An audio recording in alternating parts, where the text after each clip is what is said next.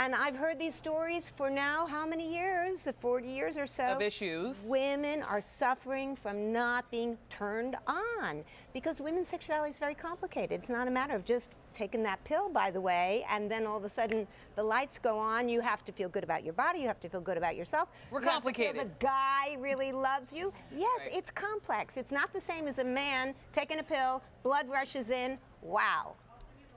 On that, that's what I wanted to turn to you, because I think it's a very and QU, because that's where it's a very important distinction. One, this little pink pill, as it's being called, you know, is more of an antidepressant, right? Increases dopamine, decreases serotonin, whereas Viagra, it's like bada bing, bada boom, it's physical. Right.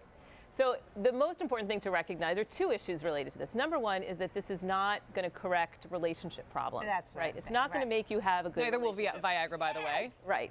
Exactly.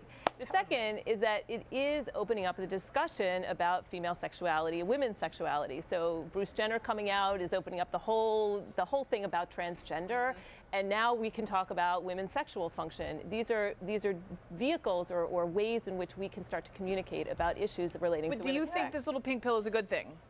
I think it's a good thing in certain very specific situations. We don't really understand female sexual dysfunction, whatever that term means. It is actually in the psychiatric literature. It is not part of the medical literature at this point.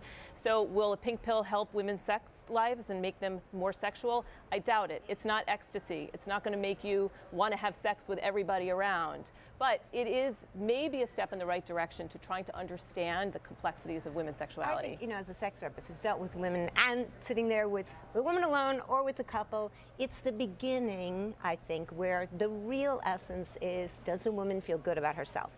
You have low sex desire. The question that's being asked is, rate yourself on 1 to 5. How much do you feel that you have sexual desire? How much do you feel turned on? Then what does the woman say? Then you get an idea in your mind how much she feels she's suffering.